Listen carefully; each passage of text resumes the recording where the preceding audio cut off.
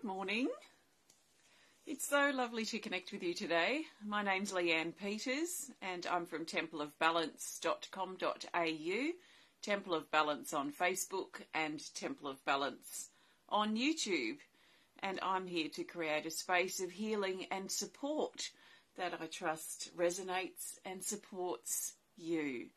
So what I'll be doing, I'll let you know actually in a minute once the people come over.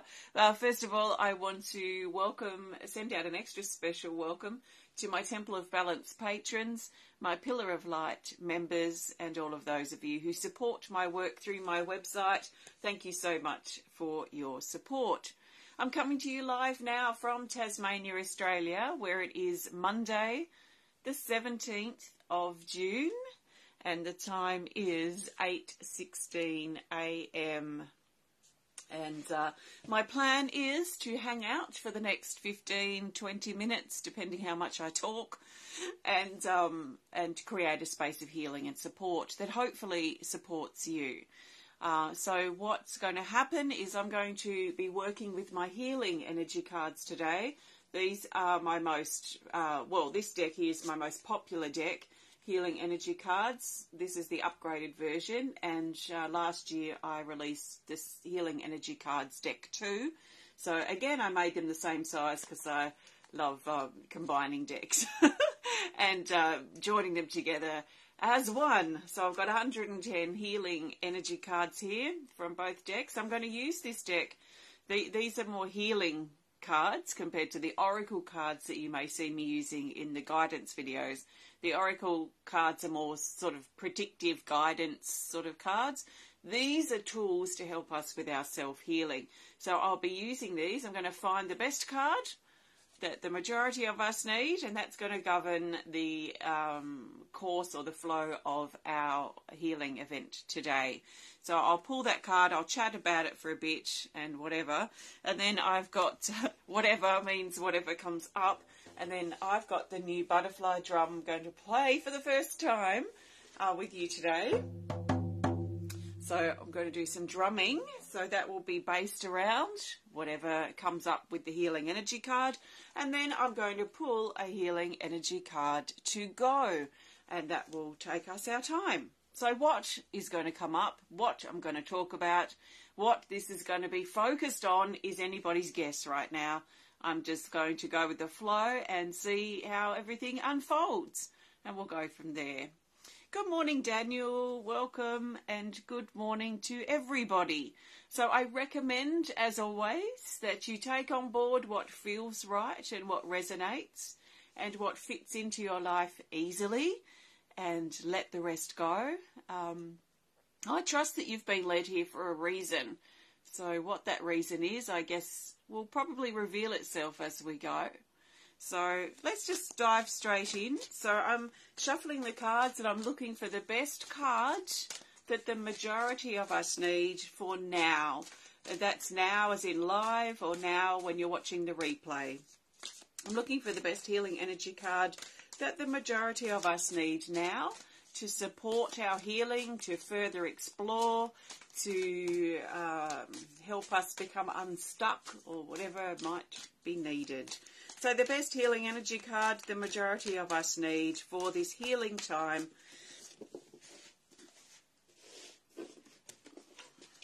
for now, and I'm not pulling the cards till they settle and I stop dropping them. So the best healing energy card we need for now, the majority of us, is this. It's from the second deck, so healing energy cards 2. Colleen, good morning. And it is this. It's card 68. 68, let life progress. So maybe we are going to be talking about things that feel stuck.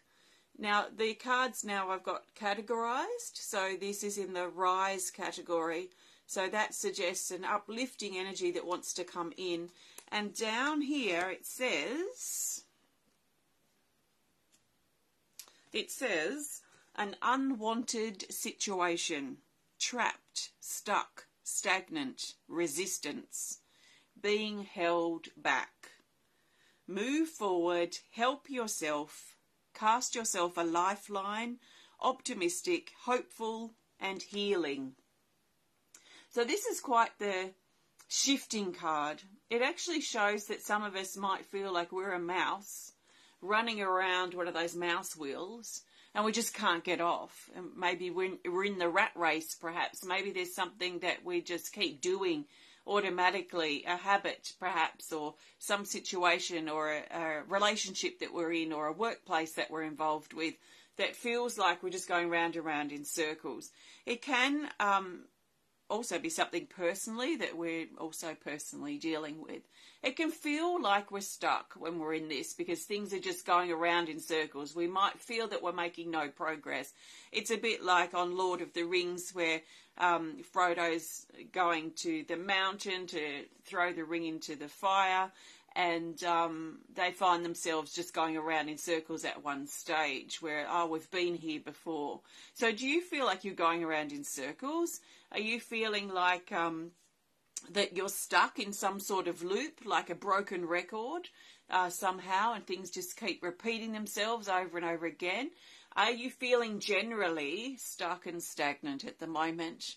And you might be putting or feeling like you're putting a lot of work and effort in, but little progress is being made. And that's the part of that wheel energy, because we'll try and get out of it. So we work harder, but we stay in the wheel, and the wheel just spins faster. So we're actually not moving out of that wheel and going to something else in general. So there can be a feeling that we're tired, we're exhausted, we're working so hard, but nothing's really happening. So there's that sort of energy too in here.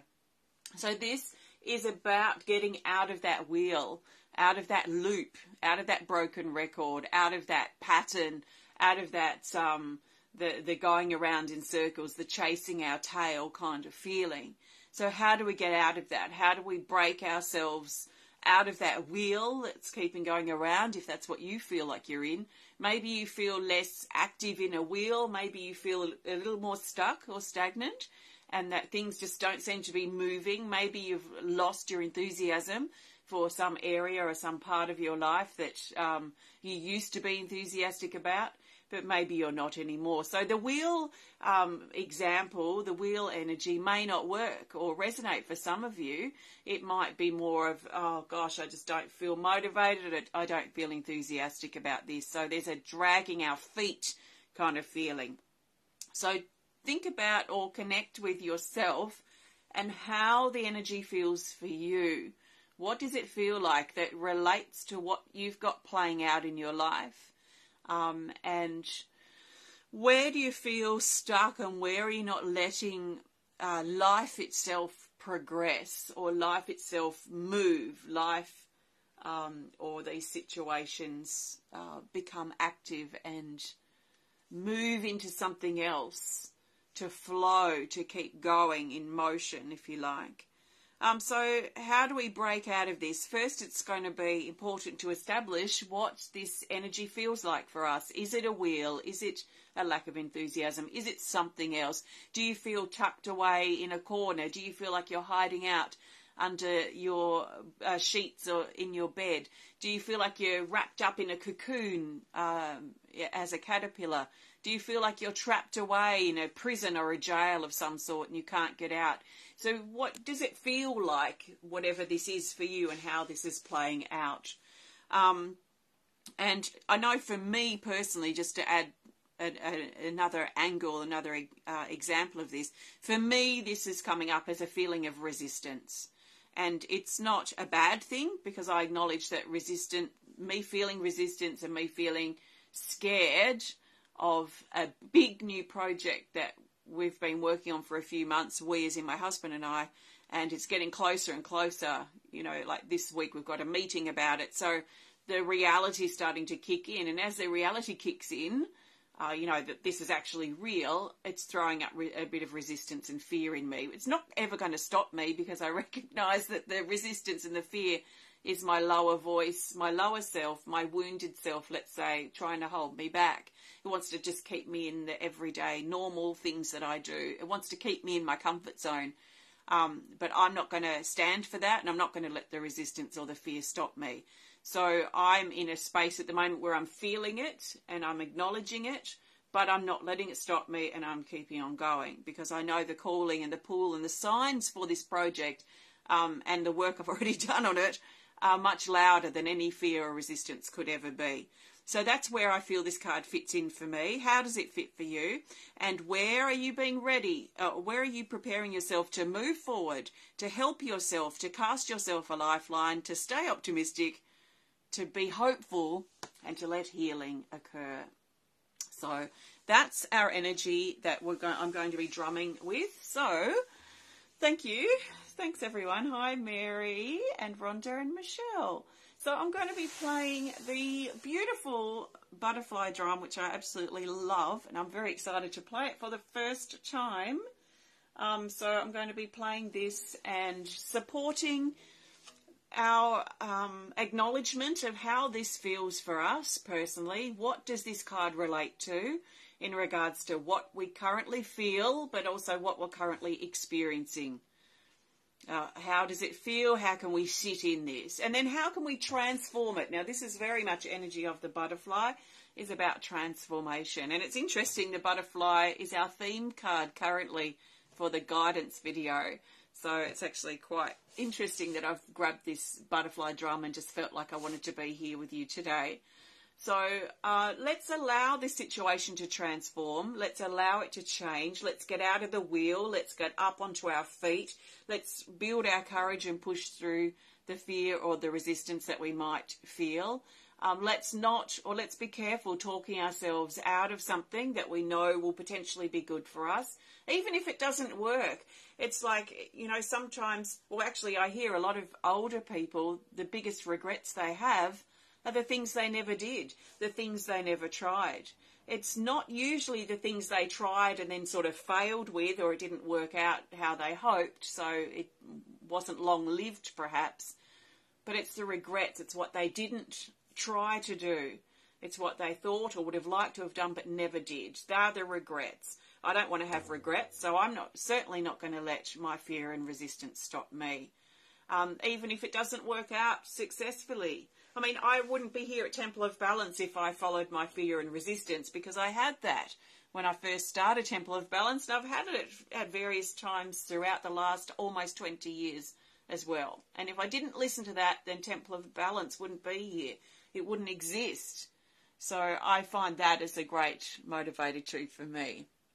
So, thank you. Hi, Laurie and Pure Shamonics. Nice. So let's drum.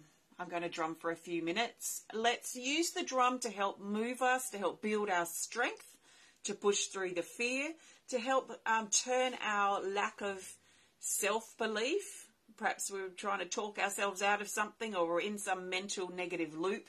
Let's use the drum to help shift that and turn those negative thoughts into something more positive and encouraging and perhaps reassuring, so that we can reassure ourselves it's going to be okay. We don't know what's going to happen, but that's part of the thrill of the game of life, is to just see. So I'm going to play the drum. You can't do anything wrong. Just listen and allow the drum to support you. Feel it moving through your body, and I will chat with you when I'm done. So enjoy.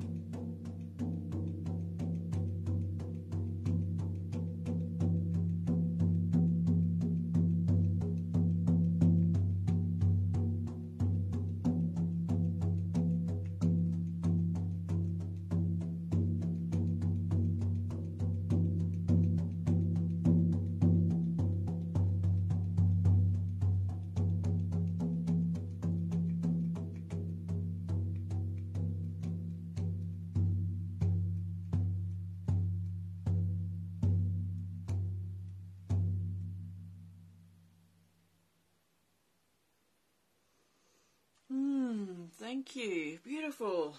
There's so many beautiful, I call them sweet spots on the drum. So when I'm playing across the surface, depending on the humidity and the temperature in the room or the environment will depend on the sound of the drum, because it's a natural skin. It expands and contracts depending on the humidity and the weather. So I love drumming around the head of the drum here and really listening for those, what I call sweet spots. And it's usually sweet spots that have like a multiple tone to them. You can hear, or I don't know if it picks up on the phone here, but it's like a multiple tone that comes through. It's just beautiful. And there was a lot of it around the top here, around the sort of antenna or whatever you call this part of the butterfly.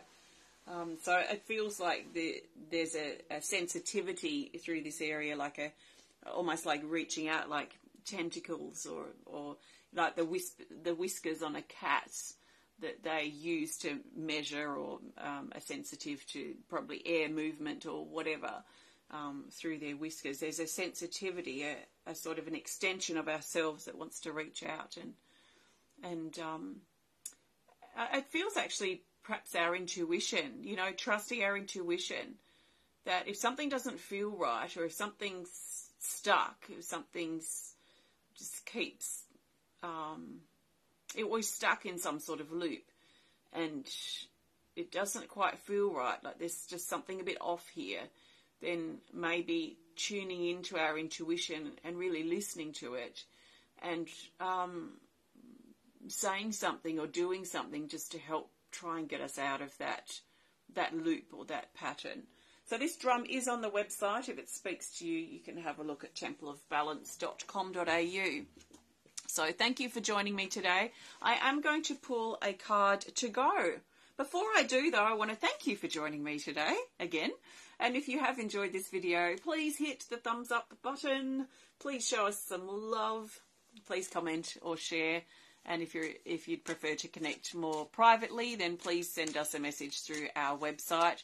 If you'd like to learn more about the drum or my healing energy cards or anything that I do at Temple of Balance, if you'd like to learn more about my work, please visit templeofbalance.com.au. I'm just getting together currently since last night and a little bit this morning.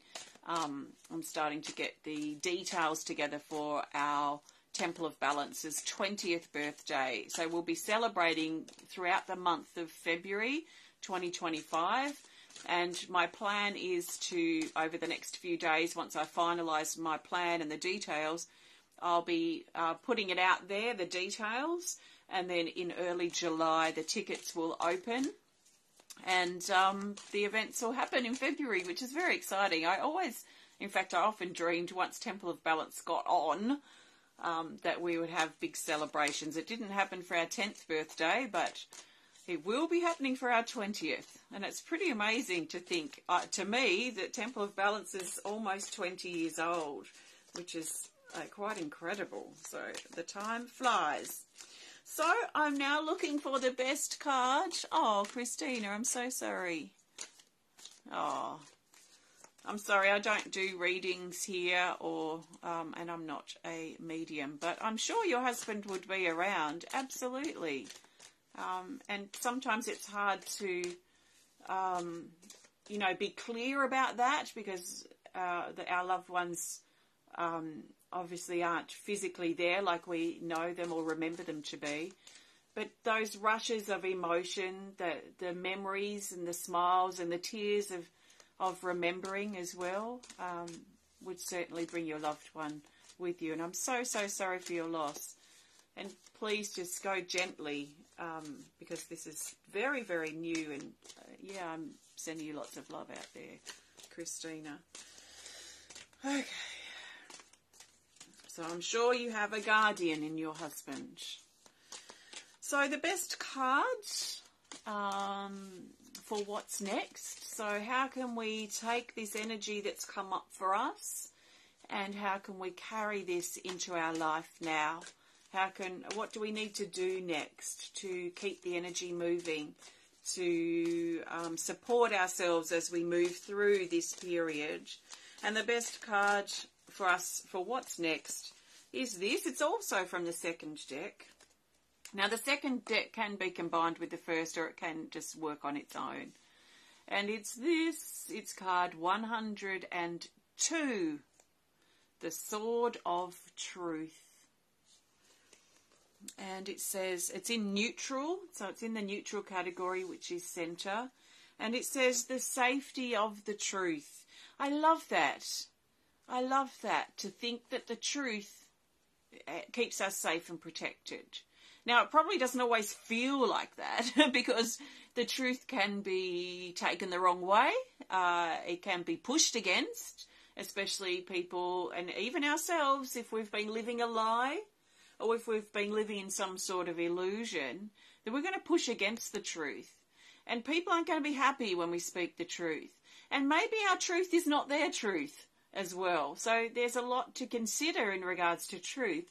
But because for me, I made a pact with myself many years ago, a long time ago, to live in alignment with my truth. And that's what I measure everything up against. It's like this private, I suppose, a private, unconscious sometimes, but also conscious sometimes, like a measurement. And so once I've established, and I'm still establishing, but once I've firmly established who I am, in my eyes, doesn't matter the opinions of others, who I am myself, that is a sort of, I see it as or feel it as a sort of a level of truth. A truth about me, that I know the truth of who I am. I know my likes, I know my dislikes. I know how I tend to deal with things, or the things that excite me, the things that I'm scared about. I know a lot of these things. I would like to say all, but maybe there are things I don't know because there are surprising things sometimes. So I know a lot of these things about myself. So to me, that's a sort of a level of truth about who I am. And this is what I measure everything up against. So I measure whether I can trust someone or not up against this truth, these values that I have, these standards of life that are important to me. And so if I meet someone and I can feel this dishonesty, or I see them acting against what they say, then I won't rate them very high on whether I can trust them or not. So I'll be very careful with what I say to that person. There might be other people, and there are other people that I do trust. So against my sort of inner truth detector and what I've established, who I've established myself to be at this point, they might rate quite high. So then I feel like I could probably open up a little bit more to them. And just various things like that in life. You know, what's going to push me? How do I usually respond to things? So this truth measurement is really important to me. And I find a lot of comfort, but also excitement in knowing that the truth is a sense of safety and protection too. It keeps me safe, it keeps me protected. So I don't have to concern myself too much with that sort of thing in general. So the safety of the truth. This is not revenge, attack, or sinking to low levels of bitterness. It is about honesty, patience, responsibility, and courage. So moving forward from here, as we let our life progress, which is the card that I pulled before that I was drumming to, as we want to let our life progress, we're being encouraged to look at the truth of things, and especially the truth of ourselves, because everything in life kind of reflects our wounds and our issues. So how we see and perceive things and people and life situations are going to be based on our wounds and our issues and our perspective of things. And if our perspective and view of things is wounded and broken and hurt, unless it's something very new, and then if it's a new sudden thing that's happened, then I like to remind myself to go gently. But if we haven't got anything like that new and fresh and really difficult that we're dealing with, then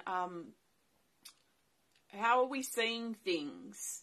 How are we letting things progress and change and grow within us in our life? How are we reacting or responding to things around us? And paying attention to our response and our reaction can give us valuable information in regards to who we are and also what our wounds are. Because if we hold our sword of truth because we think we're right with everything and we have some problem with this type of person or this person themselves or this type of situation, and we're trying to protect ourselves from being hurt again, then we're probably going to hold our sword and whip it around and sort of create problems. But if we can assess our reaction and response to things first, and our awareness of how we feel about certain things or what's been triggered by certain things around us, and that will give us information so that we can understand more about who we are and only bring out our sword when we have to. It's not something we whip around and try and force and cut everyone down just because we have an insecurity that makes us feel powerless, but then we try and dominate and cast our power and control over others. So we only use our sword when we have to. It's not something we just whip around willy-nilly because we want to and because we think that we're the king of the universe.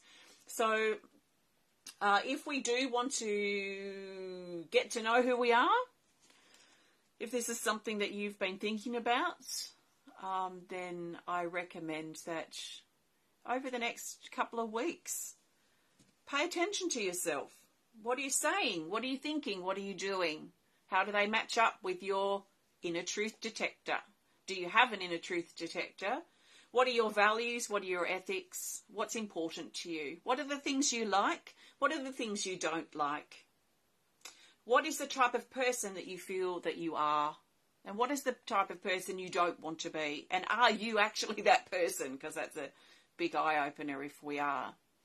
So writing in our journal and exploring these types of things can help us establish a core truth, something that we can measure our life and our situations, our connections with people up against, to determine what we want to do or how we want to proceed with things. We're not going to get on with everybody. And also, everyone's not our enemy. I feel like we can get on with a lot of people. So our sword of truth, moving forward from here, I really feel this is about establishing more clearly who we are, ultimately. So thanks for connecting. Have a great rest of your day, and I'll see you next time, hopefully. So take care, and goodbye for now.